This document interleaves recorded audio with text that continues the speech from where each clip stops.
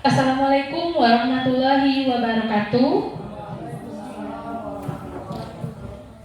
Yang saya hormati Ibu Kepala Sekolah beserta wakil. Lalu seterusnya kepada Bapak Ibu yang mengajar di SMPN 1 Atap Tanjung Simpang. Pertama-tama marilah kita sampaikan puja dan puji syukur kita kehadirat Allah Subhanahu wa taala yang telah memberikan berkah dan karunia-Nya kepada kita semua, sehingga dengan berkah dan karunia-Nya itulah kita bisa berkumpul di ruangan ini dengan sehat dan bahagia. Selanjutnya salawat beriring salam tak lupa kita curahkan kepada Nabi Muhammad SAW, karena atas jerih payah dan perjuangannya lah kita bisa memperoleh petunjuk tentang jalan yang benar dan menikmati indahnya dunia ilmu pengetahuan seperti saat sekarang ini. Terima kasih saya ucapkan kepada Ibu Kepala Sekolah dan rekan-rekan semuanya yang telah memberikan saya kesempatan untuk menyampaikan beberapa ilmu yang saya dapatkan sewaktu pendidikan. Di sini saya bukan ingin menggurui, tapi saya ingin berdiskusi dengan Ibu dan Bapak. Kita sharing tentang berbagai pengalaman yang sudah saya dapatkan. Baiklah, untuk pertemuan kita pada kali ini pembahasannya tentang budaya positif. Ibu Bapak, sebelumnya mari kita bermain sedikit. Saya minta Ibu Bapak coba mengepalkan tangan. Bayangkan di dalam kepalan tangan ini ada sesuatu yang sangat berharga.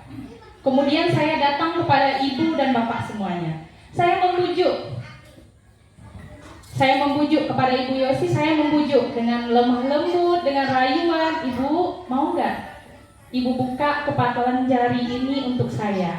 Kepada Ibu Vera, saya mulai dengan memaksa. Ibu buka tidak? Kalau Ibu tidak buka kepalan tangan Ibu, awas. Lalu saya mulai kepada Bu Mel. Saya mulai kepada Bu Mel dengan menawarkan uang. Bu Mel, ada duit nih. Gimana, mau buka nggak? Kepada Ibu Nani juga dengan rayuan. Bu Nani, gimana? Mau buka ya? Kasih saya yang berharga itu buat saya, penting bagi saya. Kepada Pak Ilham saya paksa lagi. Kalau nggak buka, awas. Begitu juga dengan Pak Yusuf, saya paksa juga. Kalau nggak buka, awas. Apakah Bapak Ibu akan membuka tangan? Padahal yang di tangan ini adalah sesuatu yang sangat berharga sekali untuk Bapak Ibu. Ada yang mau menyampaikan pendapat? Mulai dari yang saya rayu dulu. Apakah akan dibuka atau yang mulai saya paksa dulu? Ibu Vera. Tergantung ke situasi dan keadaan. Jikalau memang harga yang berharga dan saya ini bisa membantu orang yang minta itu, memang untuk keperluan dia yang sangat-sangat mendesak, ya ikhlas membuka untuk keperluan dia. Baik, luar biasa sekali Ibu Vera. Gimana dengan yang dengan rayuan? Kalau saya misalnya diminta dengan rayuan, tentu ya namanya kita manusia kan. Kalau orang mintanya baik-baik, tentu kita dengan ikhlas pula menyerahkannya. Kalau itu menurut saya. Mantap sekali. Atau ada lagi yang mau pendapat? Yang dengan duit, saya rayu tadi dengan duit? Tidak mau, saya dengan cincin emas saja dikasih, baru dibuka jarinya, langsung ke jari-jarinya dibuka. Ini ya. Jadi kalau yang dipaksa, apakah ada yang tidak mau? Begitu saya paksa, tetap tidak mau buka. Ada nggak? Pak Yusuf dengan Pak Ilham Budani gimana kalau saya paksa? Tetap mau atau tidak?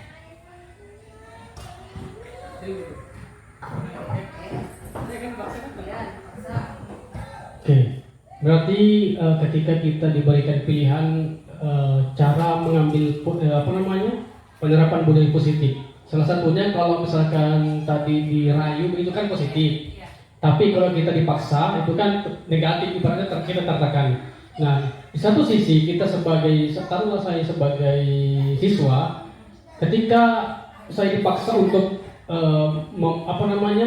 memahami materi ini dengan tekanan. Nah, ada dua pilihan. Kalau saya merasa itu penting, berarti saya buka misalkan ini hal. Tapi kalau misalkan hanya sekedar dipaksa tapi tidak ada efeknya, hanya buka itu, saya tidak membuka kayak gitu. Ada kepentingan lah. Luar biasa sekali. Inilah yang sebenarnya terjadi. Luar biasa sekali untuk Pak Yusuf ya. Begitu juga dengan murid kita. Pak Yusuf, silakan. Baik, terima kasih. Dari analogi yang disampaikan barusan, saya sependapat bahwasanya tentu kita sesuaikan dengan konteksnya terlebih dahulu, situasi dan kondisi. Nah, kita memegang sesuatu yang berharga, tiba-tiba orang minta. Tentu ada konteksnya, ini dalam hal apa? Karena dalam agama pun kita dianjurkan untuk mempertahankan hak kita, bahkan dengan nyawa, dan itu jihad, kan seperti itu. Ini datang-datang orang maksa, berikan nggak yang berharga itu? Ya itu kan sama dengan rampok ya, analoginya ya. Datang rampok ke rumah kita, tiba-tiba minta harta benda kita, serahkan tidak? Ya kalau dalam konteksnya seperti itu, nyawa pun harus dipertaruhkan. Itu jihad, kan gitu. Jadi sesuai dengan konteks saja. Kalau konteksnya dalam pendidikan mungkin, gitu ya. Nah, setuju dengan pendapat Pak Yusuf tadi. Sekian. Ya, mantap sekali ya. Memang seperti itu pada dasarnya. Kita contohkan pada murid kita. Dia memegang prinsip. Misalnya, dia tidak suka pada pelajaran itu. Lalu seperti yang kepada Ibu Yosi tadi, dia dibujuk, dirayu. Kira-kira bagaimana murid kita pada akhirnya? Mereka akan mau ketika dibujuk dan dirayu saja kan? Tidak dari dasar hatinya kan? Seperti yang tadi, yang dipaksa. Mereka kemungkinan akan terpaksa memberikannya seperti kata Bu Vera tadi, tergantung bagaimana bentuknya itu kan. Nah, seperti itu juga murid kita, ketika kita memaksa dia, belum tentu dia datang dari hatinya keinginan itu, hanya karena mereka membiarkan diri mereka dipaksa oleh kita.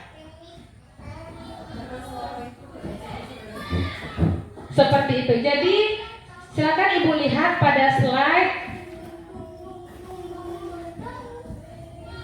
yang miskonsepsi makna kontrol di bawah disiplin positif, halaman yang kedua. Mohon maaf saya tidak bisa presentasi karena tidak memungkinkan untuk presentasi. Disiplin positif yang miskonsepsi makna kontrol, ilusi guru mengontrol murid.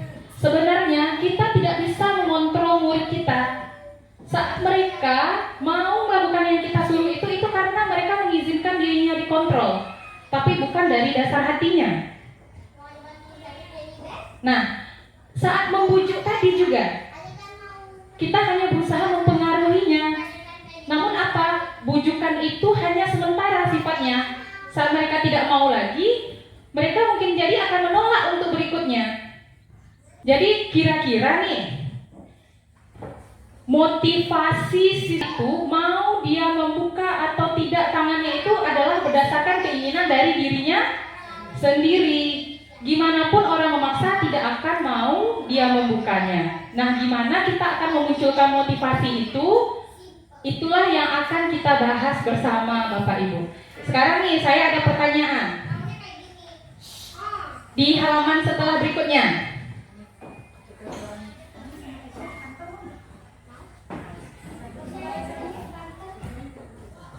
Seperti kondisi kita saat ini sebagai pendidik, saat kita diminta untuk hadir dalam komunitas belajar oleh kepala sekolah seperti saat ini.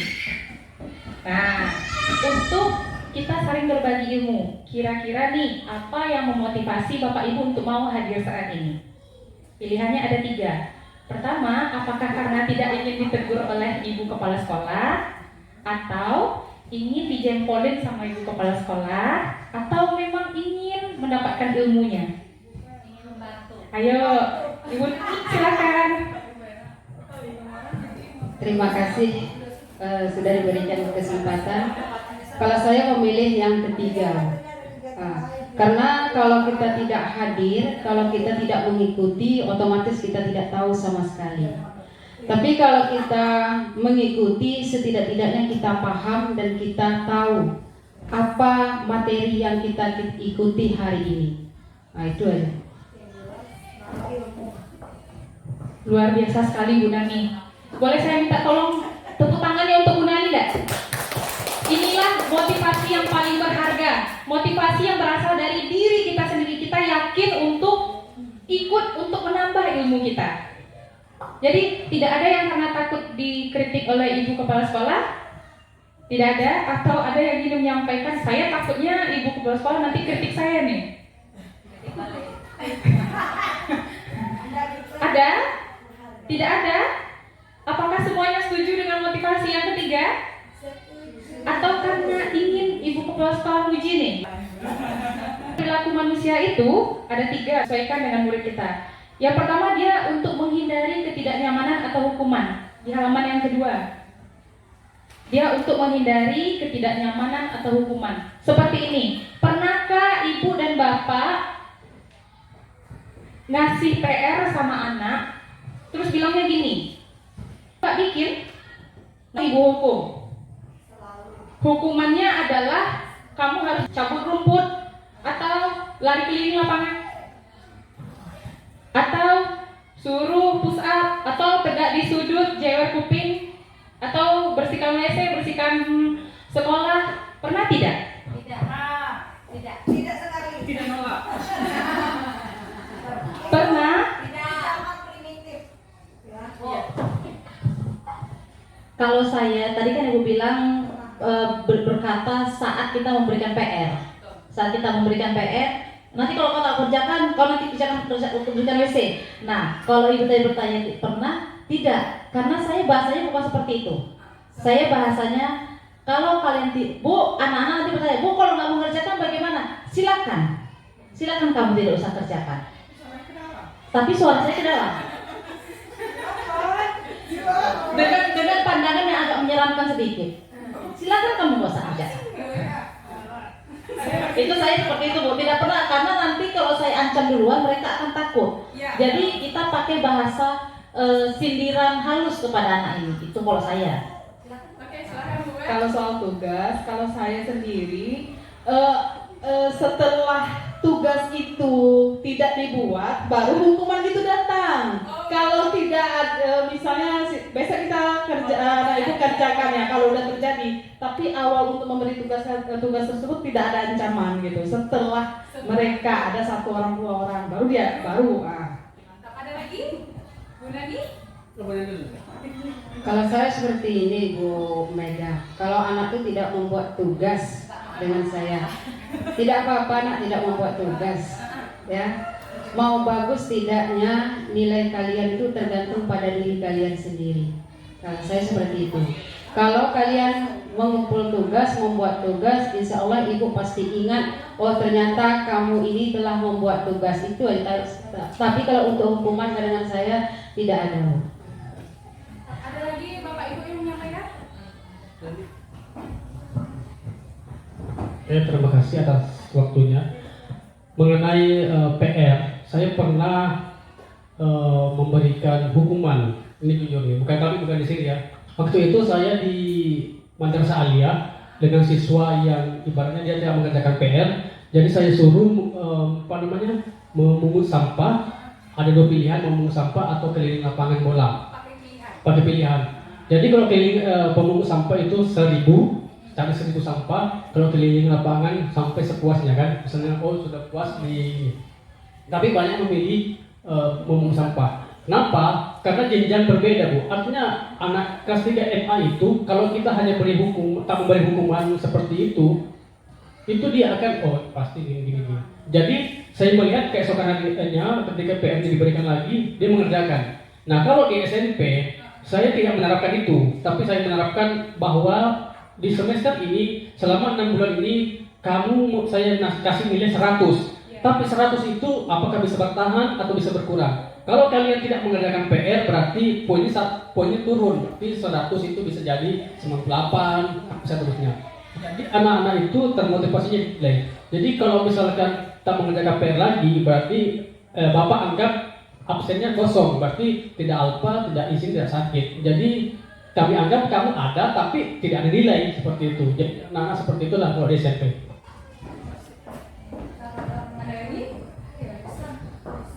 Baik, mari kita simpulkan. Ketika Bapak Ibu menyuruh anak melakukan itu, sebelumnya dibilangkan dulu. Tadi kalau buka perbedaannya adalah dia ditengoknya dulu, dianalisanya dulu apakah ada yang melanggar atau tidak. Barulah dia akan bikin kesepakatan ya Bu Mel ya. Itu pun dibilangkan di awal. Dibilangkan di sewaktu menemukan gejala itu baru dibilangkan kamu begini besok kalau tidak bikin lagi. Hukuman itu sifatnya tiba-tiba.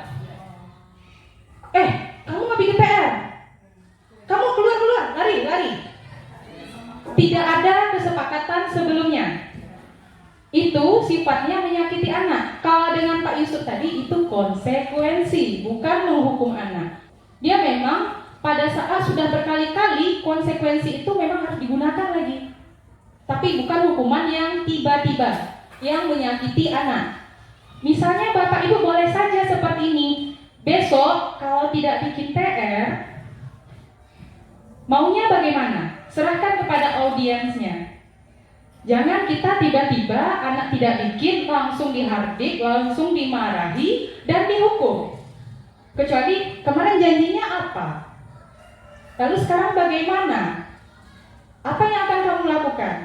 Menepati janji yang kemarin? Seperti itulah hendaknya. Kalau hanya menghukum tiba-tiba, besoknya dia berubah, itu karena menghindari hukuman cuma, bukan termotivasi dari dalam dirinya untuk berubah. Jadi, apakah kita, coba kita tilik kembali apa yang sudah kita lakukan. Apakah kita pernah menghukum murid kita tiba-tiba? Pernah dong. Sering? Oke. Berarti kita belum sampai pada tahap memberikan motivasi anak dari dalam. Hanya berupa untuk paksaan pada diri mereka, sehingga mereka belum dari dasar dirinya menyadari. Seperti yang Ibu Nani tadi, dia perlahan-lahan menyampaikan kepada anak, kira-kira bagaimana kamu nanti, berikutnya bagaimana nanti. Anak itu akan tersadar pelan-pelan. Oh iya, begitu. Lalu penghargaan. Nah, ini yang sangat menarik sekali. Penghargaan itu bagaimana menurut Ibu dan Bapak kita berikan kepada anak? Ada yang mau berpendapat dulu tentang penghargaan? Kira-kira kalau kita beri penghargaan kepada anak? Terima kasih Bu Mega. Kalau mengenai penghargaan, karena kebanyakan tidak juga kita mau membohongi diri kan. Kita mau semuanya berjalan lancar ketika kita buat ini ya nak ya, nanti ibu belikan ini. Nah, kamu buat ini ya nak, nanti ibu kasih 100, bilang kayak gitu kan. Nanti pokoknya apa yang kamu lakukan nilainya ibu kasih bagus. Sementara ketika ada seorang guru yang tidak melakukan itu, si anak akan merasa payahlah, nggak ada juga pendorongnya. Sebetulnya penghargaan tadi sebenarnya membuat anak itu mau melakukan sesuatu kalau ada imbalan. Jadi kalau bisa kita itulah tadi, kadang-kadang memang sifat manusia, naluri manusia ketika ada sogokan atau apa baru dia mau melakukan. Ya, itu menurut saya Bu. Luar biasa sekali, pemahamannya sudah level tinggi Ibu Yosi ya. Apakah ada tambahan dari Ibu Bapak yang lain tentang memberikan penghargaan kepada anak? Wes, luar biasa Pak. Mengenai penghargaan, saya di sini pernah mencoba artinya hanya khusus kelas saya, artinya matkul ini, bahwa ketika kita membuat kuis, saya sering memberikan penghargaan tapi dalam bentuk kuis. Misalkan waktu itu saya memberikan uang 2.000, jadi anak itu sekali betul dapat 2.000. Jadi penghargaan secara tidak langsung tapi mengena dengan materi kita. Waktu itu di ABIK dan di SMP setelah saya terapkan, saya itu ibaratnya mengambil uang kecil misalnya 2.000 tapi ditukar menjadi uang 20.000 ditukar menjadi 2.000 jadi 10. Jadi 10. Jadi anak-anak itu saya lagi Pak, saya lagi Pak, saya lagi. Artinya dengan memberikan penghargaan yang artinya tidak terlalu mewah, hanya 2.000, mungkin 2.000 itu terasa kecil, tapi ketika dia menjawab pertanyaan itu dan mendapatkan 2.000 masih ingin. Nah, saya bilang bagi-bagi ke yang lain. Jadi yang sudah pertanyaan seperti ini. Jadi masalah penghargaan ini sangat penting Bu dalam hal memotivasi siswa. Di samping ada dorongan juga kita sebagai bisa juga saling berbagi dan sebagainya. Ada juga siswa yang memang dia itu tidak kurang fokus, tapi ketika ada seperti itu dia fokus menjadi ini saya dapat. Meskipun jawabannya salah, misalkan dia katakan saya Pak ibu kota provinsi Jawa Barat, saya Pak Palembang, nah salah. Tapi kita anak itu tidak merasa malu karena memang ada yang akan didapat seperti itulah. Terima kasih. Baik, terima kasih Pak Yusuf. Saya bisa menangkap banyak hal yang disampaikan oleh Pak Yusuf. Misalnya begini, ketika Pak Yusuf berikutnya kuis tidak pakai duit lagi, apakah siswa akan tetap bersemangat? Nah itu. Nah,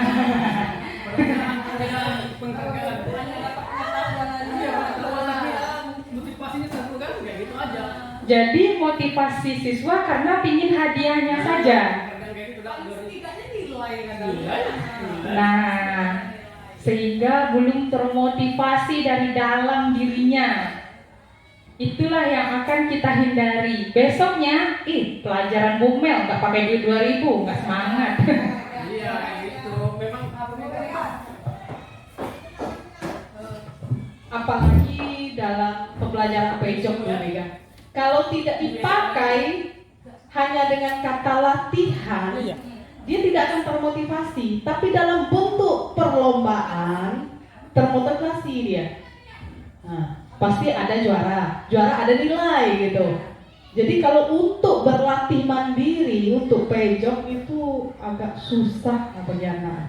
Nah, gitu Pak. Saya menangkap di sini penghargaan itu malah bikin siswa bersaing. Iya tidak? Sedangkan keinginan kita siswa itu bekerja sama, bukan bersaing. Antar kelompok. Misalnya ada kelompok yang tidak menang, tidak tinggi nilainya, apakah mereka akan kecewa? Kecewa? Seperti pendapat Ibu Yosi, mereka dihukum oleh penghargaan itu sendiri. Itu aja. Matilah. Yang kelompok gak bisa, jadi apa usaha kita tadi?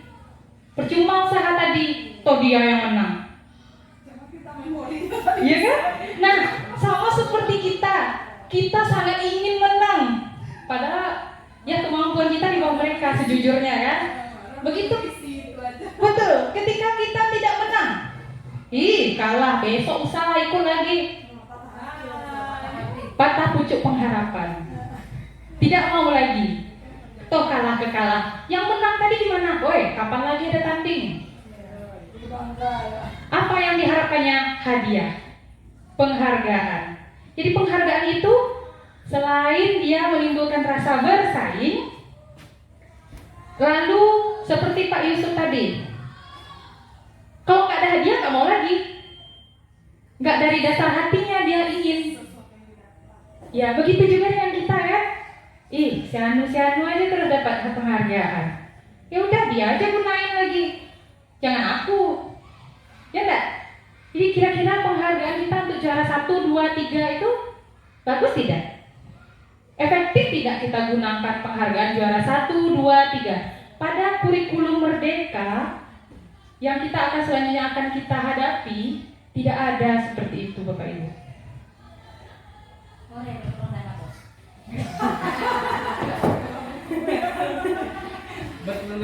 Jadi apakah ada yang ingin mengomentari ini? Apakah juara 1, 2, 3 itu efektif atau tidak? Kalau kita lihat memang betul, karena pernah juga kan saya memberi suntingan penghargaan yang menghukum. Tapi menghukumnya tadi bagi orang yang tidak bisa gitu kan. Sekarang udah bukan sekarang lagi, udah 2 tahun yang lalu kan nggak boleh pakai ranking anak-anak kan, dengan maksud supaya tidak membuat mereka minder. Cuman masalahnya ketika mau masuk perguruan tinggi, tetap kan yang dicari nilai yang tinggi. Sekarang kita kan berusaha membuat si anak nilai tinggi tanpa ada embel-embel penghargaan dapat hadiah segala macam. Itulah tugas berat kita. Tugas berat kita gimana memberi kesadaran bahwa belajar sebenarnya kebutuhan, bukan bukan kewajiban. Kadang-kadang kalau kita sebut belajar itu kewajiban, kalau udah kewajiban, kalau tak dilaksanakan pasti dihukum. Tapi kalau sudah kita bilang kebutuhan, kita merasa resah kalau kita nilainya tidak bagus, tidak apa segala macam. Cuman itu ya tadi pelan-pelan lah kita gimana ke anak, pelan-pelan menghindari dulu memberi label juara 1, 2, 3 tadi, pelan-pelan. Terima kasih Bu Yosi, memang benar. Tapi pada berikutnya, itulah masalah kita saat ini ya.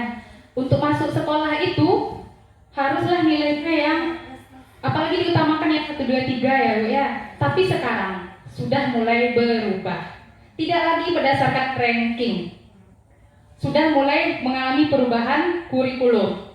Jadi nanti jika kita sudah kurikulum Merdeka pun, itu nanti dirubah tata cara itu, penerimaan di sekolah itu. Tidak lagi berdasarkan nilai.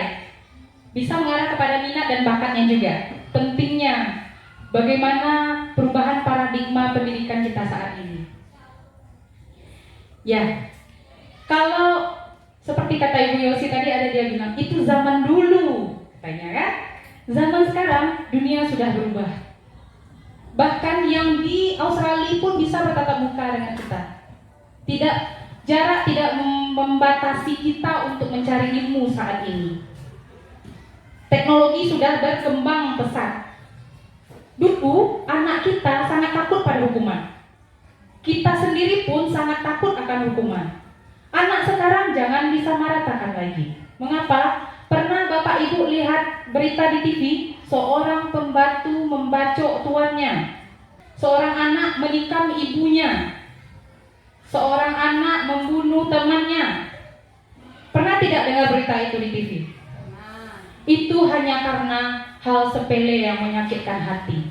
Hukuman itu bersifat menyakitkan hati. Lalu penghargaan. Kembali lagi kepada kodrat dasar anak-anak kita. Setiap anak-anak itu unik loh. Boleh. Terima kasih Bu, saya ingin menambahkan pendapat dari Pak Yusuf. Membicarakan mengenai pembelajaran anak kita yang saat ini dengan hukuman, penghargaan, motivasi dan bla bla selebihnya yang lain. Saya bingungnya seperti ini Bu. Kenapa saat ini metode belajar sekarang itu anak sangat-sangat dimanjakan? Tidak boleh dimarah, tidak boleh dihukum, kata-katanya harus sayang-sayang, katanya seperti ini. Sedangkan semakin kita manja, semakin kita caranya seperti ini, prestasi tidak ada. Buktinya di zaman dahulu anak-anak dipukul, dihukum seperti ini, tapi kita bisa pertukaran pelajar, guru kita diangkat untuk mengajar di sekolah di negara lain. Tapi untuk saat ini guru kita malah kita mengambil dari sekolah lain untuk mengajari kita.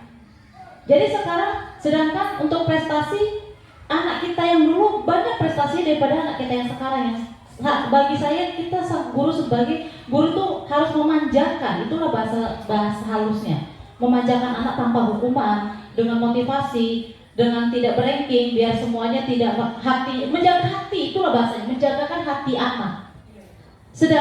Karena kenapa?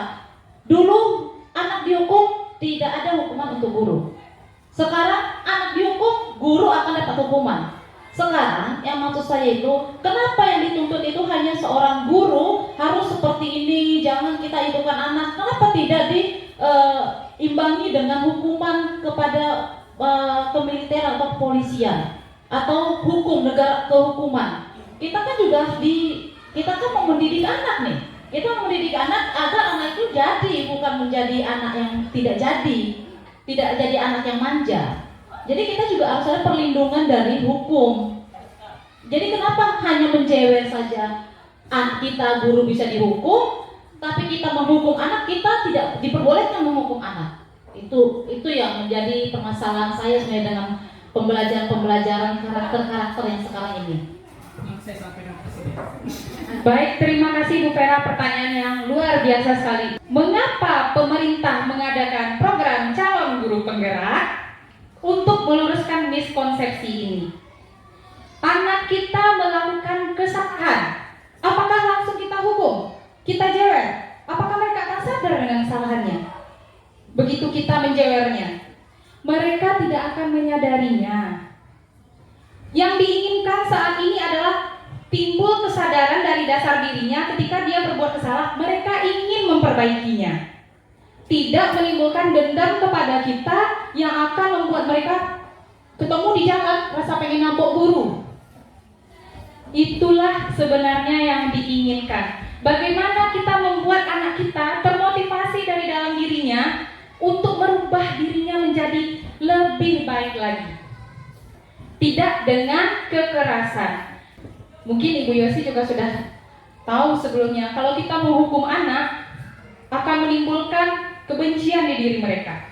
Mereka memang senyum di depan kita, ada sesuatu yang lengket di perasaan sanubarinya. Oh, ngapain aku nyapa dia dulu saya salah sikit, dijewer, hilang kuping. Ketemu di jalan, langsung buang muka. Memang tidak, kita pun sebagai guru kan tidak langsung apa-apa hukum, apa-apa pukul, apa-apa ini. Kita kan juga guru diajari untuk cara mendidik. Kita sudah kasih peringatan dengan hati lembut, kita seperti ini. Kenapa kamu kita pun sebagai guru kan tidak bilang habis kita marah, kita harus ambil hatinya lagi. Setelah kita ambil hati, saya rasa anak itu tidak akan dendam. Contoh, kita lah dulu nih sebagai seorang guru yang dulu seorang siswa. Tidak mungkin dulu kita tidak pernah dipukul oleh guru kan? Pasti sering. Apakah kita sekarang dendam? Tidak, malah saya merasa guru saya, oh kalau nggak gara-gara kemarin saya tuh ditendang di depan kantor, saya mungkin tak tahu cara etika bicara sama guru di kantor bagaimana. Ya kan? Nah, maksud saya seperti itu. Kenapa kita sekarang ini saya seolah dengan bukan saat penggerak saja ya, bukan saat penggerak dari K13 kemarin. Guru itu tidak boleh berkata kasar kepada siswa. Sampai kami sering meledek, jangan sampai keras-keras bicara sama siswa, harus sayang-sayang. Nah, jadi bahasa kasar itu saya bilang bahasa jeleknya siswa ini kita menjagakan hati jangan sampai siswa ini tersinggung sama kita. Terima kasih Ibu Vera, memang benar itu zaman dahulu. Kembali lagi ke zaman dahulu. Zaman itu ibu bapak sudah pakai HP belum? Udah pakai HP belum? Sudah punya HP belum? HP itu langit. Sudah bisa melihat YouTube belum? TikTok belum? Zaman sekarang anak kita malah caranya lebih lincah loh dari kita, mencontoh apapun yang mereka lihat. Oh, kayak gini ya, kalau kayak gini ya. Bahkan mereka sudah tahu dengan aturan hak asasi manusia. Ya nggak? Kalau kita masih memperlakukan cara kita yang lama, seperti yang saya bilang tadi, seorang anak menikah sama orang tuanya, seorang pembantu membunuh tuannya, itu bisa terulang kembali di zaman ini. Mengapa kita harus menyesuaikan kembali? Karena setiap anak kita unik.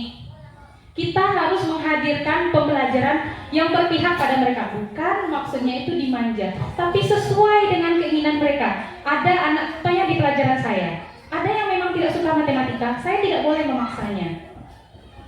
Contohnya saja anak kita yang kelas 8 sekarang, tetap harus dipelajari, tapi tidak boleh. Dia unggul di olahraga. Contohnya si Dani. Dia tidak suka di matematika, tidak bisa sama sekali, tapi dia unggul di olahraga. Ya, itulah yang akan kita asah. Kita sebagai guru mengarahkan dia sesuai dengan minat dan bakatnya.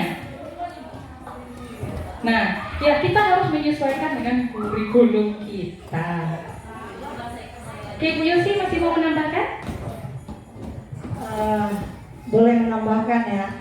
Tadi kata Bu Vera kan, mengapa sekarang harus pakai sayang-sayang, pakai apa segala macam. Sebenarnya ini tujuannya kita bukan hanya di sekarang kan kita kembali lagi ke yang pendapat atau filosofi Ki Hajar Dewantara. Kan Ki Hajar Dewantara ada bahasanya di situ berpihak pada murid. Itu sebenarnya begini.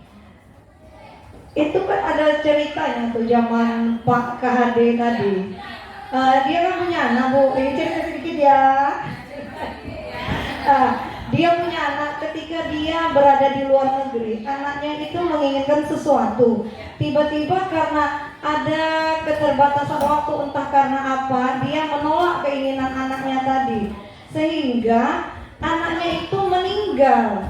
Jadi karena dia melakukan sesuatu yang membuat anaknya tuh tersiksa lah ya, dikurung, kemudian meninggal. Ada suatu penyesalan. Jadi itulah kita sekarang ini kita mengharapkan berpihak pada murid, artinya kita mengutamakan keinginan murid duluan. Bagaimana cara kita menarik hati murid. Terus juga kan di sekolah-sekolah selalu ada pampangan sekolah ramah anak gitu. Jadi tujuannya bukan kita mau anak tuh manja, tapi tadilah supaya dia tidak berlaku sewena-wena ke kita melakukan suatu kesepakatan. Itu sebenarnya itu secara idealnya. Tapi untuk teknisnya kan tergantung ke gurunya masing-masing lagi. Itu asal muasal kenapa anak harus manja, karena ada sejarahnya tadi. Betul, memang ya. Guru di luar itu memang harus ramah kepada murid. Mana boleh kita. Tipe saya memang keras dengan siswa. Gak usah siswa, anak sendiri pun saya keras. Oke, saya memang tegas. Tetapi ada saatnya saya tipe menarik lagi anak tersebut, mengambil hati anak tersebut lagi. Tadi di masalah berpihak itu, maksud saya itu bukan saya itu tidak mau bersayang-sayang, tapi saya yang enggak di saya itu hukuman. Jadi bagaimana caranya kita baguslah, maksud saya baguslah kegiatan ini bagus, penerapan kurikulum penggerak, kurikulum 13 kemarin itu bagus ya. Tetapi kan tidak semudah membalikkan telapak tangan. Oh, berarti ada ya, berarti ada sesi selanjutnya. Ada sampai tahap itu. Bagaimana sih kalau nggak pakai hukuman? Jadi bagaimana caranya menghadapi mereka? Ada restitusi namanya. Nanti izin tanggapan mengenai tentang anak siswa itu harus dimanja atau disayangi dengan kata-kata, supaya dia itu mau melakukan itu dalam diri dia sendiri. Nah, ada namanya konsep berbeda. Kemarin kan mungkin ibu tahu pepatah mengatakan guru kencing berdiri, anak siswa. Jadi sekarang tidak. Kalau guru kencing berlari, siswa mengencingi gurunya. Gitu. Berarti apa kata-kata gitu? Bahwa sekarang problematika terjadi meskipun kita seperti itu, anak melunjak kepada guru. Artinya apa? Tidak ada namanya rasa takut atau apa, karena mungkin label dia mengatakan bahwa dalam dirinya, saya sebenarnya tidak takut kepada guru seperti itu. Jadi ada bagaimana caranya nanti kita sebagai di sisi lain kita memberikan dia kenyamanan,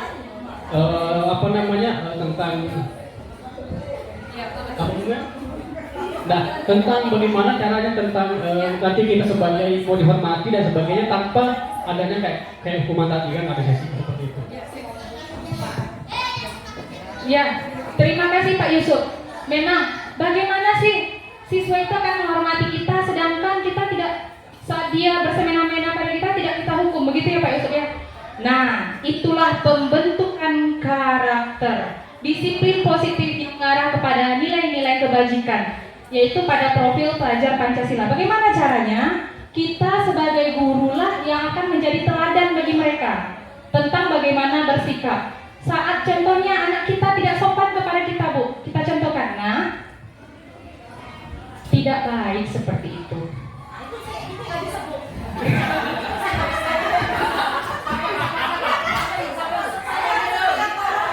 Ya.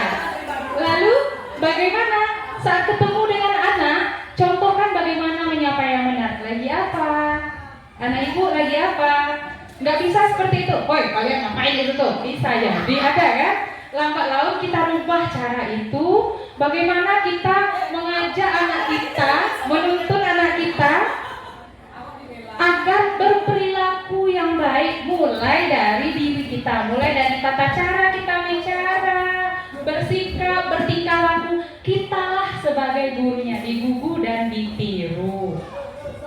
Lantas, bagaimana jika anak itu tetap tidak memiliki etika?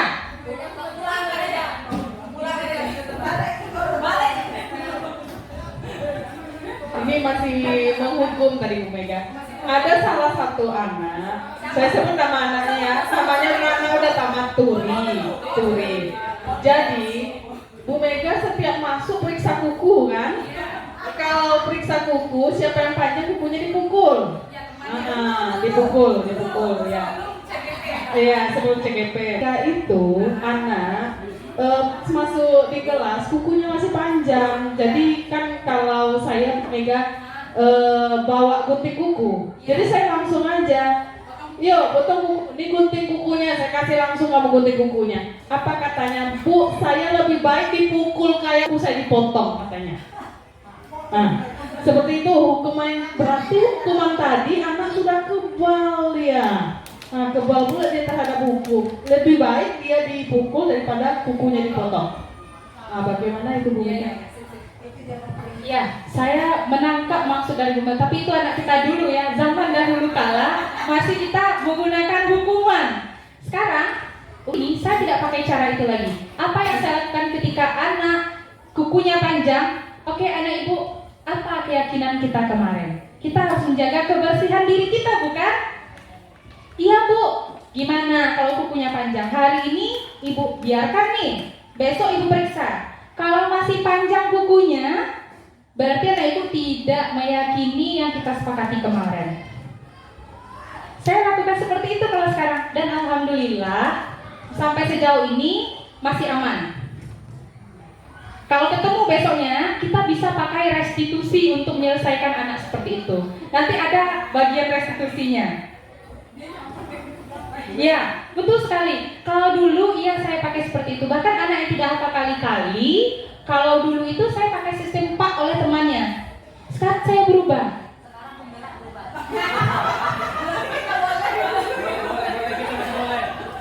Sekarang sudah berubah.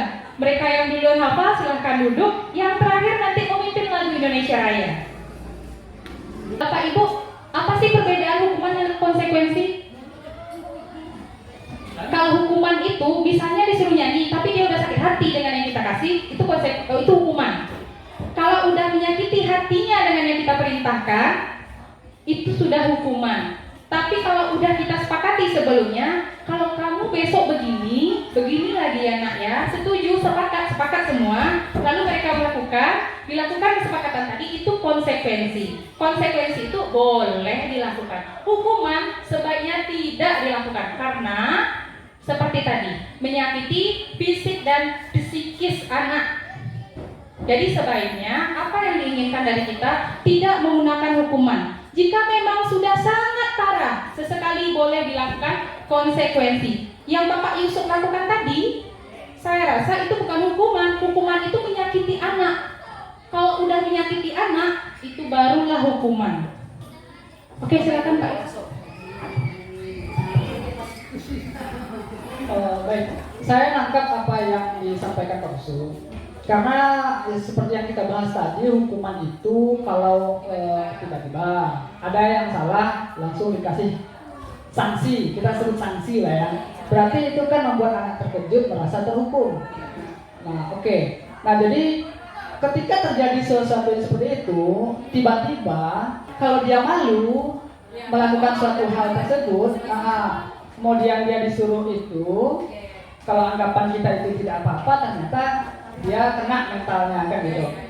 Baik, nah sebaiknya kalau menurut saya itu tadi harus ada kesepakatan. Seperti Bu Mega tadi kan, sekarang Bu Mega tidak melakukan itu lagi.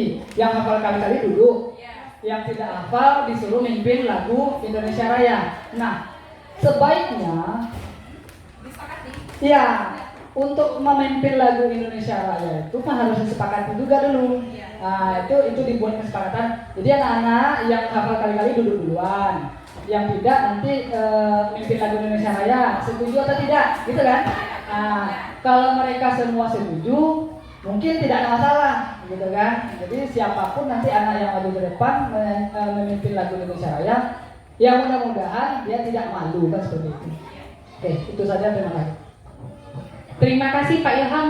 Sepertinya Pak Ilham menangkap sekali materi kita kali ini ya. Seperti itulah pembenarannya yang tepat untuk hukuman. Memang jika tidak disepakati dan kita lakukan secara tiba-tiba, itu jatuhnya hukuman. Sebaiknya kita sebagai pendidik menghindari hukuman.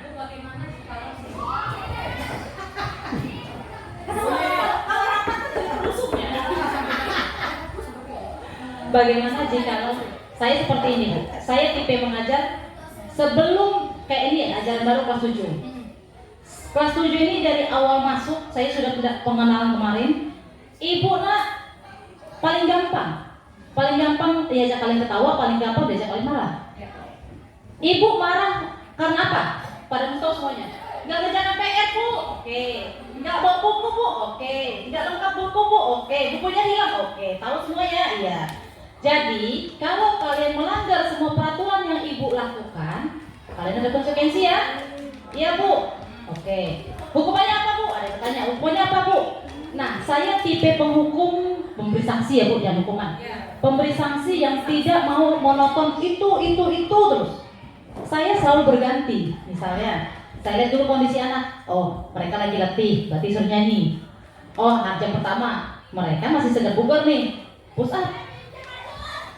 Apakah yang itu dibilang hukuman yang mendadak? Padahal kita kan kesepakatannya dari awal kayak kelas 7 kelas 8 dari mereka kelas 7. Selama ibu guru bahasa Indonesia kalian, ibu minta seperti ini, jangan kalau ibu suruh PR, kerjakan PR. Kalau tidak mengerjakan PR, kalau kalian tidak masuk tidak mengerjakan PR, tanya kepada kawan. Seperti itu. Itu pertanyaan saya, apakah itu hukuman? Walaupun hukumannya tidak, apa hukumannya besok bu? Tidak, saya tidak memberitahu hukumannya besok. Saya melihat kondisi anaknya dulu. Berarti kesimpulannya tetap ditentukan pada hari itu. Betul. Nah, disinilah yang mau saya sampaikan. Hukuman itu tidak efektif karena motivasi mereka melakukan sesuatu itu karena takut pada hukuman tadi jadinya. Jadi mereka bikin PR itu karena takut hukuman. Tapi ibu udah bilang dari awal akan dihukum kan? Ada yang akan mereka dapatkan sesuatu yang menyakiti mereka nantinya. Dan sesuatu yang menyakiti mereka itu akan didapatkan ketika tidak bikin PR. Akibatnya apa? Mereka takut. Termotivasi dari luar, bukan dari dasar dirinya untuk bikin PR. Sekarang begini, Bapak Ibu sebelum makan cuci tangan nggak? Atau cuci kaki? Cuci tangan nggak? Mau makan nih, mau makan nasi bungkus omsis. Cuci tangan dulu nggak? Buat apa cuci tangan? Buat apa?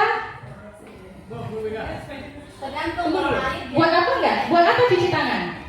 Meyakinkan diri kita bahwa yang mau kita pakai itu bersih. Timbulnya ini cuci tangan itu dari mana? Bukan karena dimarahin mak ya? Kebiasaan yang sudah diyakini bahwa kita kalau cuci tangan kita bersih, kita terhindar dari kuman. Bapak Ibu pernah naik pesawat? Pernah. Oke. Waktu pesawatnya take off, pakai seat belt nggak? Kalau nggak pakai gimana? Jadi kenapa? Apa alasan Bapak Ibu pakai seat belt? Takut dimarahin sama teman-teman. Karena takut dimarahi atau karena takut terantuk kepalanya. Jadi kenapa alasannya kita pakai seat belt itu? Karena keselamatan diri kita juga ya. Lalu contohnya lagi, Bapak Ibu bawa motor di jalan luar, jangan yang di sini ya.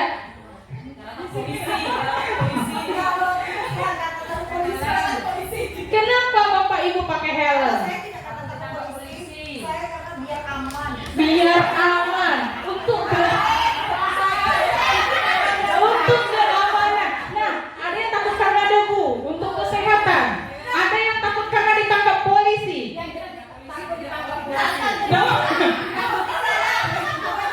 Ya. Halo, saya mengapa pakai helm? Karena kan rumah saya itu jauh. Jadi saya merasa ada perasaan aman ketika kepala saya dikasih helm. Karena ini di sini saya selalu tidak pakai helm. Ada kayak kebiasaan gitu. Itulah nilai yang diyakini oleh Ibu Yosi, kalau dia pakai helm, insya Allah aman. Itulah yang kita inginkan dari murid kita. Pembicaraan makin seru kan nampaknya. Yang saya ingin tanyakan dulu yang diperjelas ini, konsekuensi ini bagian dari hukuman atau terpisah? Ya, jadi kita bingung nanti. Konsekuensi dengan hukuman berbeda. Konsekuensi dan hukuman itu beda. Hukuman didatangkan sebelah pihak oleh orang yang ingin menghukum. Contohnya kita sebagai guru atau emak di rumah, kita nggak cuci tangan sebelum mamam, ditabok langsung, itu seenaknya dia aja, sakit hati, dipukulnya, pengen banget selesai, tapi dia emak kita, mau gimana kan? Nah itu contohnya. Hukuman itu sebelah pihak, seenak kita aja ngasih hukuman itu.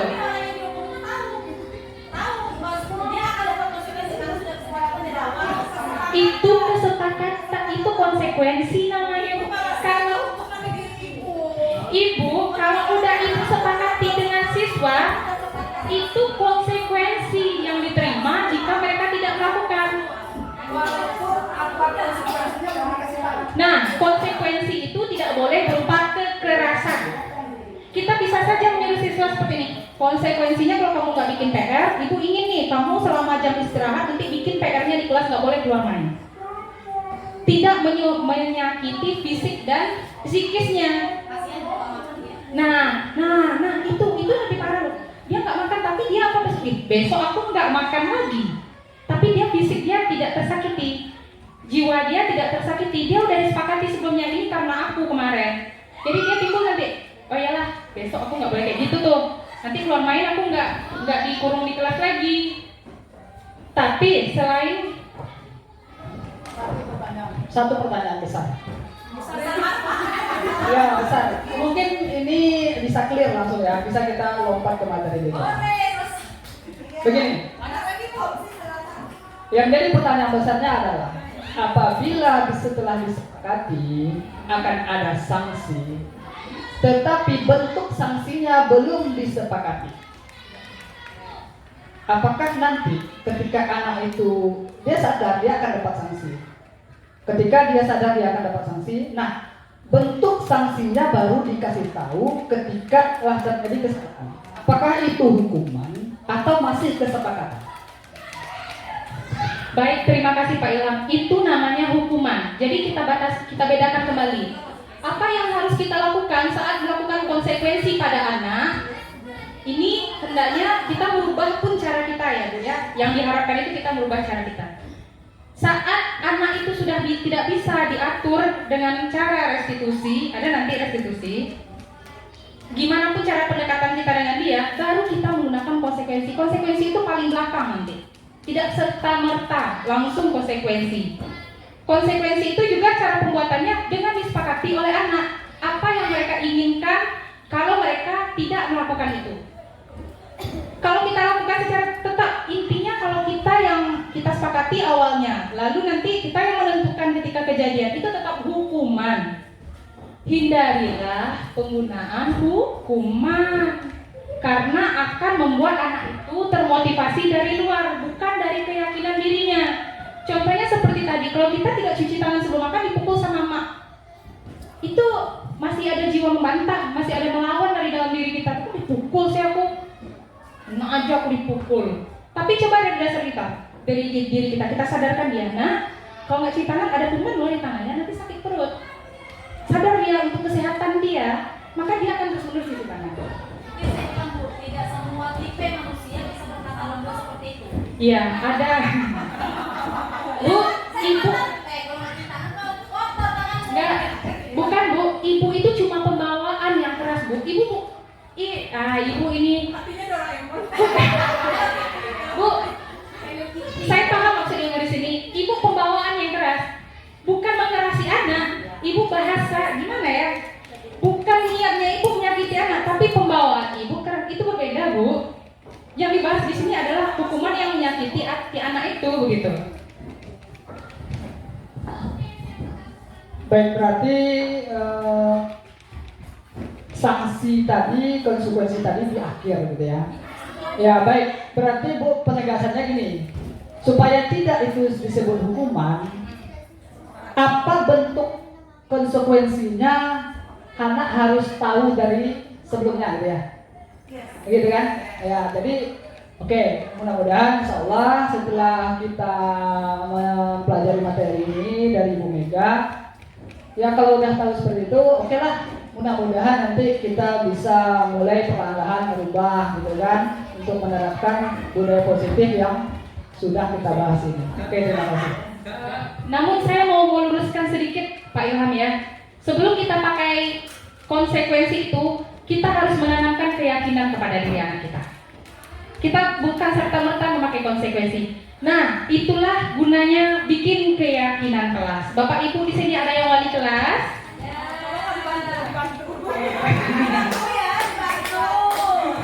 Oke. Nah, keyakinan kelas. Kenapa namanya keyakinan bukan peraturan kelas? Kalau dulu kita bikin sama guru peraturan kelas kita begini, ya nggak? Nggak ada. Sekarang kita bikin keyakinan kelas namanya. Ya. Bagaimana kalau dengan kesepakatan kelas? Oke.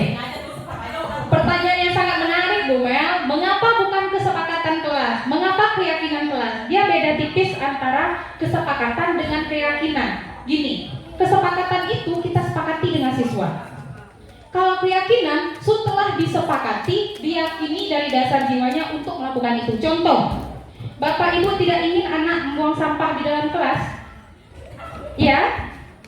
Berarti apa? Tidak boleh membuang sampah di dalam kelas. Itu kesepakatan.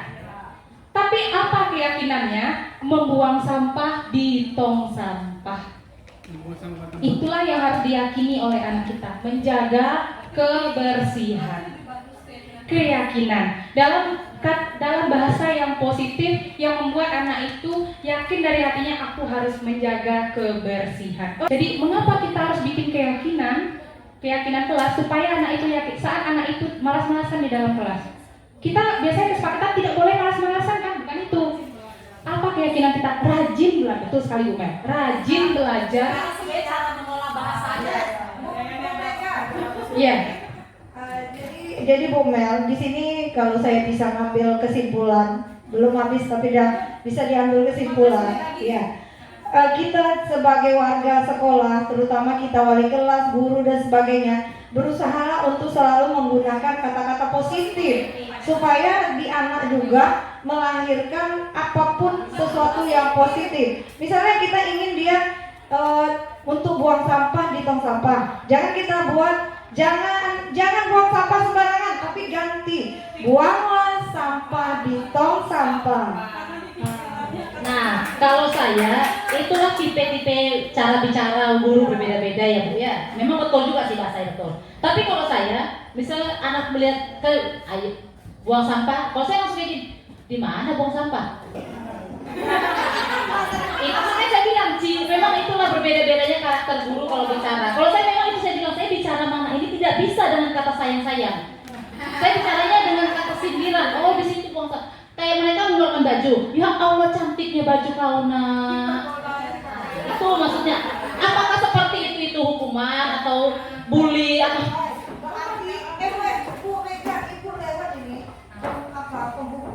Ya ini masuk pas banget pembahasannya misalnya. Terima kasih. kasih Ibu Vera, pembahasannya sangat bagus sekali.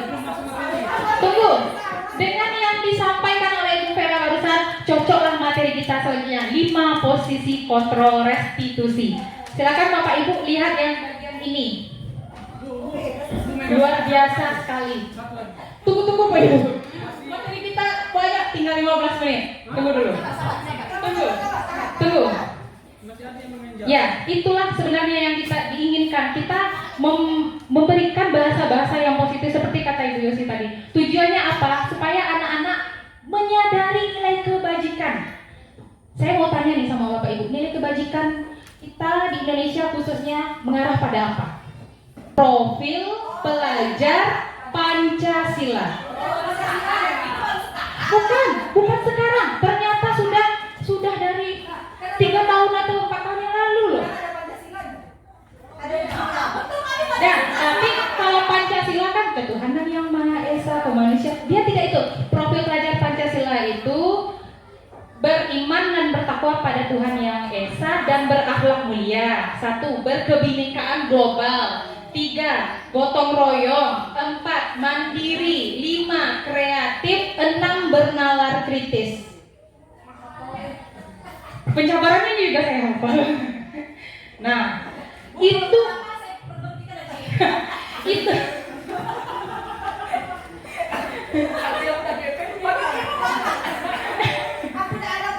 kita inginkan anak kita mengarah kepada nilai-nilai kebajikan itu. Kita ingin merubah iklim sekolah kita sesuai dengan itu. Kalau bisa Ibu, ini sekadar permintaan saya. Kalau bisa kita bikinkan posternya yang besar profil pelajar Pancasila. Sehingga kita, nah itu bukan kurikulum merdeka loh. Kita ketinggalan di bagian itu, gitu. Nah, sesuai dengan pertanyaan Ibu Vera tadi, mantap banget. Posisi kontrol. Nah, ayo kita lihat. Ada kontrol, pertanyaan pemantiknya begini. Setiap pelajaran seni tari, Afdal selalu jarang masuk. Kalaupun masuk, ia terlihat malas-malasan dalam mengikuti pelajaran tersebut. Nah, apa penerapan disiplin yang akan Bapak Ibu lakukan pada Afdal? Siapa yang mau berpendapat? Silakan Ibu. Tergantung kebiasaan. Gimana? Ada anak yang jarang masuk, walaupun dia masuk tidak malas-malasan dalam mengikuti pelajaran. Aku perlu dicontohkan. Ya, ini Afdal nih. Kalau udah belajar seni tadi dia nggak suka seni tadi. Dia mau masa masuk. Karena dicabut ini apa? Saya nggak mau satu tari satu Indonesia. Misalnya satu Indonesia dia tidak masuk. Penerapan yang saya lakukan ya. Kalau kepada Afdal, saya biasanya kalau anak itu saya datangin. Enggak, dia kan nggak maksud Bu, cuma jangan malas-malasan. Saya akan biasanya saya memanjakan dia, memanjakan itu. Ya Allah nak, ya Allah, mal rajinnya engkau. Coba baca dulu meski. Saya caranya itu dengan mengetuk hati dia Bu, mengetuk hati dia itu kalau dia meyakini kalau dia itu yang dilakukan dia itu nggak betul. Sedangkan kawan-kawannya biar dia tahu, oh iya ya kawan-kawanku aja kayak gini. Maksud saya kayak gitu, saya mendekati anaknya tersebut, tidak di depan langsung. Misalnya kalau contohnya dia kuliah, misalnya nggak mau. Misalnya Bu Mel, dia malas-malasan kan kelihatan tuh kan malas-malasan dia kan jangan dulu.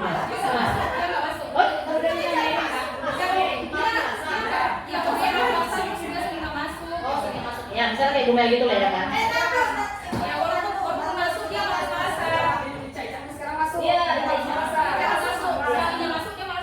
Jadi misalnya kayak saya kan datangin, kalau biasanya kan guru itu Megawati ngapa kok gini ya kan gitu. Kalau saya memang selama ini saya hadapin anak tuh sini dulu, Meg.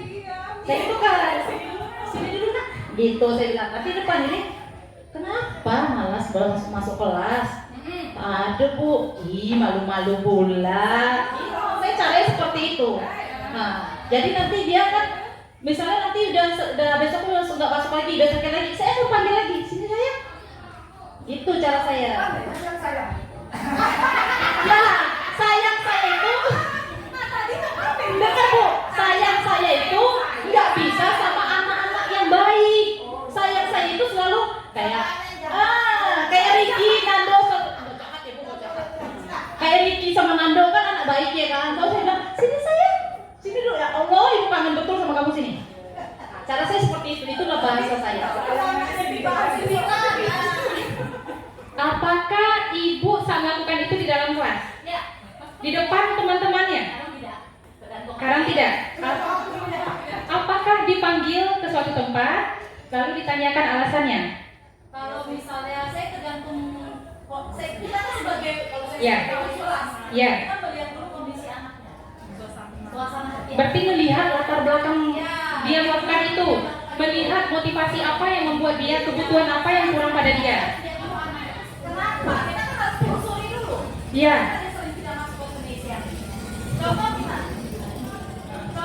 Contoh kayak nanti dengan Vicky, kenapa mereka jarang masuk? Kan kita telusuri dulu, kita cari tahu dulu.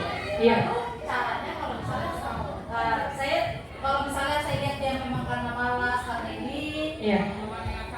kalau mamanya ngakalin, saya kan telepon. Berarti ibu dengan melihat alasan dia, melihat motivasi dia melakukan itu, dan melihat apa yang membuat dia mendasari melakukan itu. Sudah bagus sekali. Di sini ada 5 posisi kontrol manusia. Coba Bapak Ibu perhatikan. Penghukum, saat anak itu tidak masuk, dia langsung memberikan hukuman secara tiba-tiba pada anak itu. Bunyi bahasanya kasar, matanya melotot, badannya menunjuk, tangannya menunjuk-nunjuk. Kamu nggak masuk kemarin. Kamu kenapa nggak masuk? Sekarang kamu pulang, kotas. Itu penghukum. Sebaiknya cara ini dihindari. Lalu pembuat rasa bersalah. Kamu kok nggak masuk sih? Kamu nggak kasihan sama ibu? Capek ibu lo ngajar. Itu cerita ibu, nanti gitu pula jawabannya. Nah, ibu udah capek loh ngomong sama kamu, gara-gara kamu ibu ditegur kepala sekolah nih.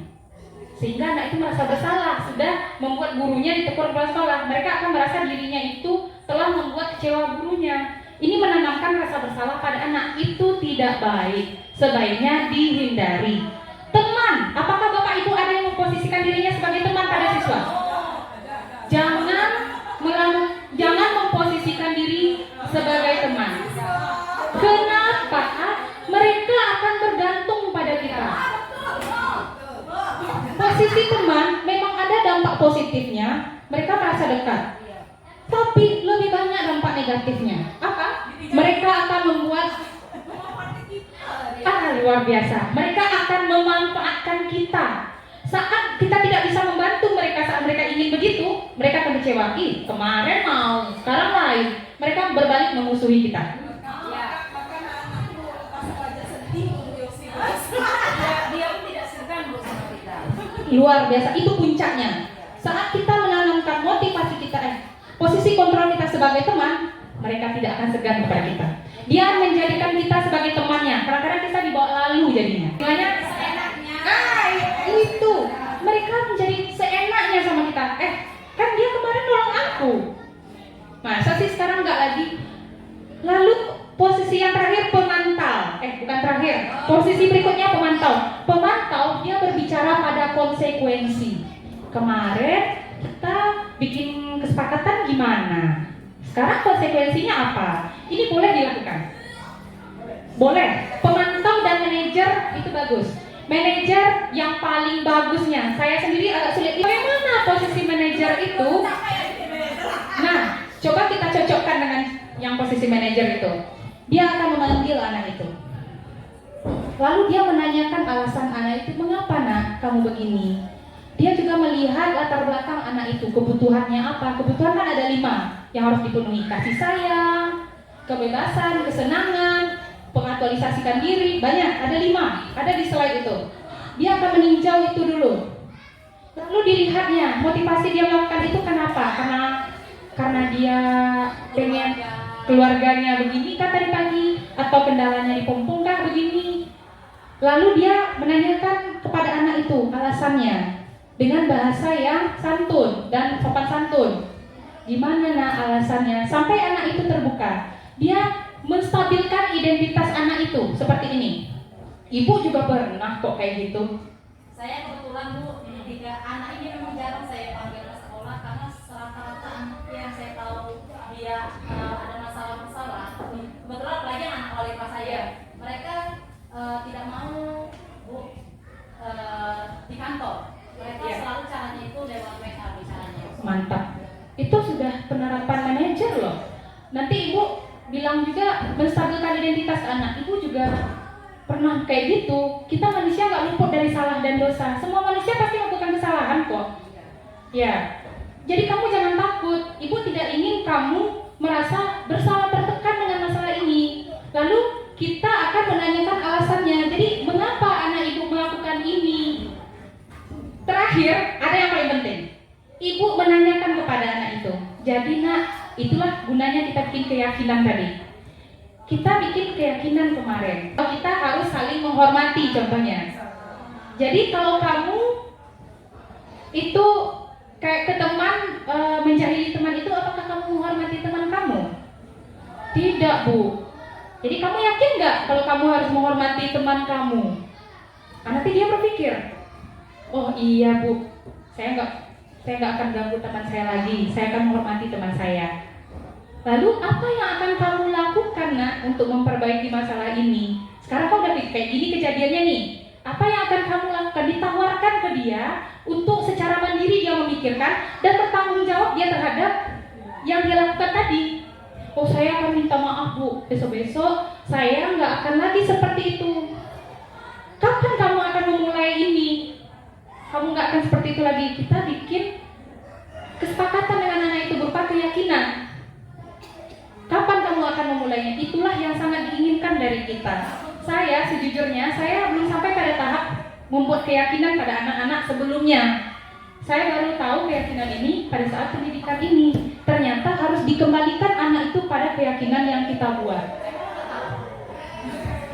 Ya, sebenarnya materinya untuk keyakinan buat saya mau mempresentasikan gimana bikinnya, tapi kebetulan tidak bisa. Dan waktu kita pun sudah sangat mepet. Posisi itu, pada saat kita menjalankan posisi manajer, ingatlah selalu kita pertama untuk menstabilkan identitas anak dengan menyatakan bahwa semua manusia pasti memiliki kesalahan atau kekurangan. Betul, semua manusia pasti memiliki kekurangan. Lalu kita akan memvalidasi tindakan salah. Jadi yang seperti itu benar atau tidak? Benar atau tidak? Lalu alasan kamu kenapa? Jadi itu benar atau tidak? Ditanyakan kepada anak itu. Biar mereka yang meyakini kalau itu tuh salah, itu tuh benar, ini yang salah, ini yang benar. Lalu terakhir, kembalikan kepada keyakinan tadi. Minta mereka untuk berubah sesuai dengan keyakinan tadi. Kembalikan mereka kepada konsep keyakinan yang disepakati tadi. Nah, demikianlah restitusi kita dalam menghadapi masalah pun, begitupun dengan kita dalam sehari-hari. Bukan hanya pada anak, juga pada diri kita. Kita harus menanyakan alasannya terlebih dahulu. Lalu setiap manusia, seperti yang saya bilangin tadi, sebenarnya masih banyak, materinya sangat padat dan banyak banget yang mau dibahas. Tapi waktu kita sudah mepet ya Bapak Ibu ya. Jadi kesimpulannya saat ini adalah, atau ada dari Bapak Ibu yang ingin menyampaikan kesimpulan apa yang kita dapatkan hari ini? Atau saya yang menyimpulkan?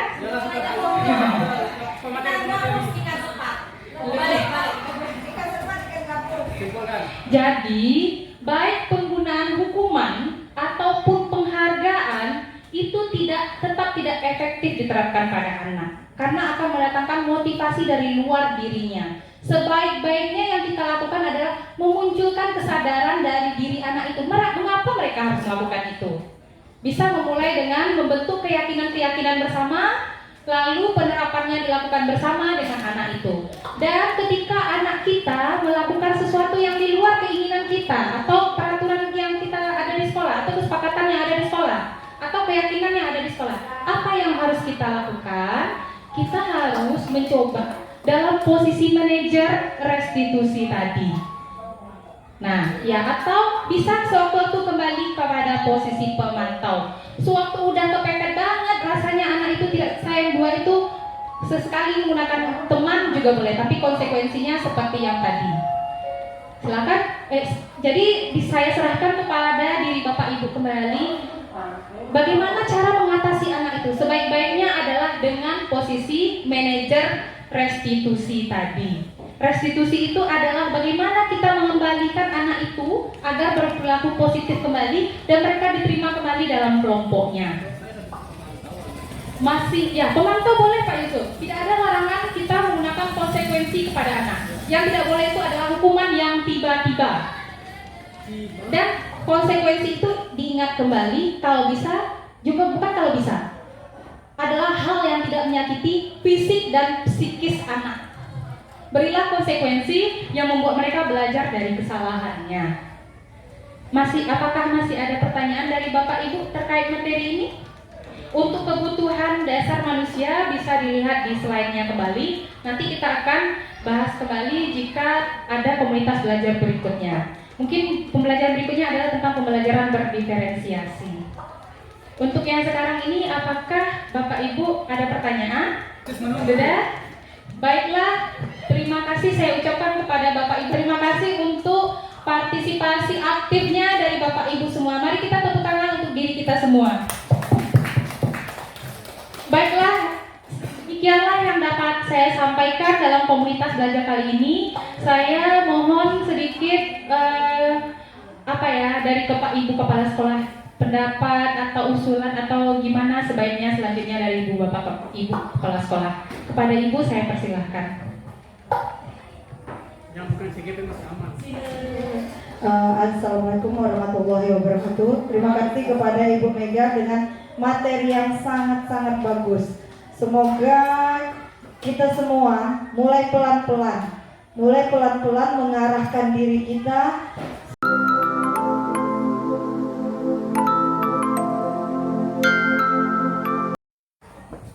Oke, kita mulai ya. 1, 2, 3. Tangan ke atas mencapai bintang, tangan ke samping burung yang terbang, tangan ke depan ikan berenang, tangan diangkat siap berdoa.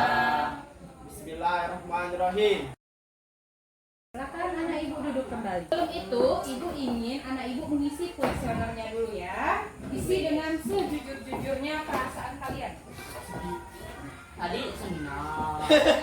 Isi dengan sejujur-jujurnya Hobi, perasaan. cita-cita. Woi, hobi. Badminton. Oh, saya pelajar yang paling populer. Saya pemain seniman juga. Satu juga. Pandangan pertama sudah pagi. Yang pernah anak ibu dengar istilah keyakinan kelas? Tidak. Ikut aja nih. Tidak. Pernah dengar istilah keyakinan kelas? Tidak. Keyakinan kelas itu berupa kesepakatan yang diyakini dari hati kita. Kita ingin yang baik seperti apa? Contohnya, Suci tidak ingin kelasnya berantakan dengan sampah. Berarti tidak boleh buang sampah sembarangan. Berarti buanglah sampah pada tempatnya. Sekarang anak ibu silakan curahkan keinginannya apa di dalam kelas. Contohnya, tidak boleh dihina, tidak boleh diganggu teman, tidak boleh, Pelajaran CP. tidak boleh ini. Nano. Tak boleh. Tidak ada pelajaran CP. Saya inginnya begini. Boleh lebih, Bu. Kalau mau lebih, Kemana? Keinginan. Oh, sini. Yang saya di sini dia menjadi raja, guys.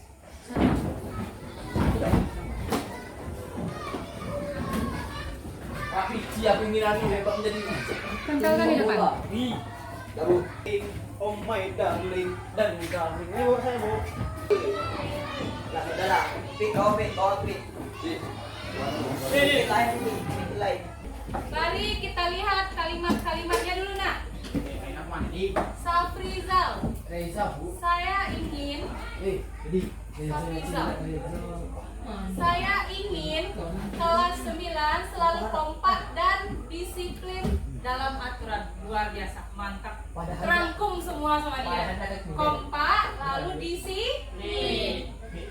Apa kalimat positifnya itu?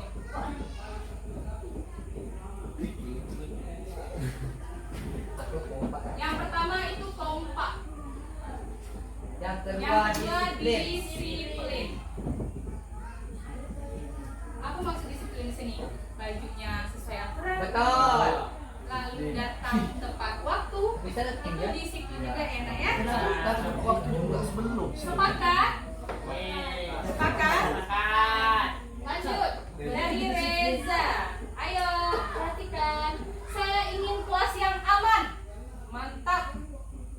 Ibu? Tapi Mantap. tidak. Berarti aman, nyaman. Berarti aman, tenang, ya kan? Nyaman, Tenang, tidak mencontek. Bagus.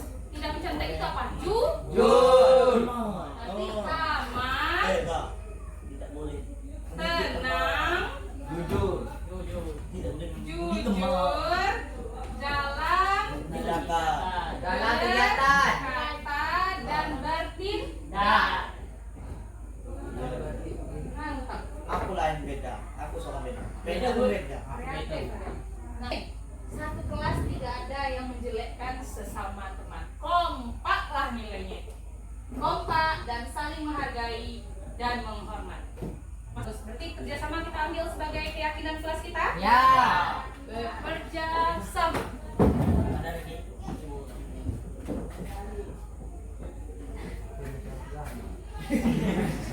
Ya beda ada sini.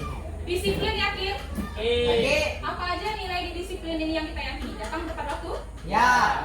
Ibu belum masuk kelas, kalian udah di kelas semua ya? Ya. Kalau misalnya ada keperluan lain, izin dulu sama ibu. Ya. Mau keluar juga izin. Ya. Yakin? Oke. Lalu pakai baju sesuai aturan. Betul. Aturannya baju masuk ke Dalam. dalam. Ya. Berkata dan bertindak berarti Jujur. jujur. Lanjut. Saling menghormati dan menghargai. Pintar. Aktif. Lalu aktif. Oke, kita sepakat untuk ini nak. Kita yakin akan melaksanakan ini. Yakin. Sip. Kita sepakati ya. Kita ketok palu nih. Ketok palu. Satu, dua, tiga. Sepakat. Kamu punya pasal. Itu jujur sama ibu. Saya tidak bisa matematika, Bu. Dia jujur. Apa respon ibu? Ibu marah? Tidak. Malahan ibu senang siswa ibu jujur. Jujurlah terhadap diri kalian. Saya bisa. Saya belum bisa. Saya nggak suka karena apa? Harus jujur. Ibu di sini nggak akan marah. Nggak bisa kalian berhitung. Ibu marah tidak. Ibu tidak pernah marah kalau kalian nggak bisa. Anak ibu pernah belajar pakai laptop? Enak? Ngapain? Ujian cuman ya? Ya, ini belajar. Belajar itu ya kayak mana kita? Contohnya pakai laptop itu kita akses soal, kita buka YouTube-nya. Pasti kalau buka YouTube ini jagoan kalian. Ya enggak? Sering nonton yang nggak benar? Kan? Tidak, Bu. Apalagi yang sebelah sini nih. Sering nonton yang nggak benar? Tidak, Bu. Kepalanya itu nggak mendukung gitu. Hindarilah menonton yang tidak sehat, ya nak ya? Kalau ada yang tidak sehat skip aja langsung, karena kita memang pengaturan di HP itu agak susah. Kata orang itu disaring aja, bohong ya. Dia keluar juga nanti, ujungnya keluar. Ibu aja udah sering melaporkan yang itu keluar lagi dia. Jadi kalau ada yang nggak benar, langsung scroll. Ya. Oke, kita sebagai seorang siswa atau pelajar 5S. Senyum. Apalagi senyum? Sapa. Setelah senyum, kalian ketemu sama guru di jalan. Minimal itu senyum. Senyum, sapa, salam. Senyum, sudah. Sapa, kalau nggak bisa senyum, Bu. Dia tunjukkan pada sikap menghormati dulu. Bu. Bu. Udah lewat ya. Enggak, sekali aja. Jadi kalau ketemu itu Bu, dah, lewat. Nggak, Bu, sampai hilang dia jangan hilang. Ya. Bu, lalu gimana kalau kami nyapa tapi dia nggak bunyi? Ada kan yang kayak gitu kan? Ada. Bu. Nah, kadang dia nggak dengar, kadang nyapanya itu pakai irama mentari loh. Jadi kayak nggak kedengeran sama sekali.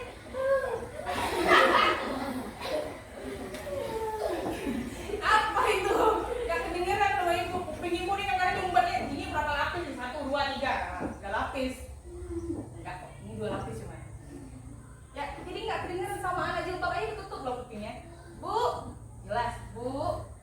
Bu, jangan gitu. Ah, Bu, jangan gitu. Nah, jadi antungan dulu kalian. Ya, jadi sapa, senyum, sapa, terakhir salam. Apalagi apa? Senyum, sapa, salam, sopan santun. Cara bertanya gimana? Hop, Bu, silakan nak. Barulah kita menjawab. ngomong ya, menjawab. Gimana cara kita bertanya? Angkat tangan dulu, nggak kaki ya, tangan. Angkat tangan dulu, Bu. Silakan, kata ibu. Saya mau bertanya.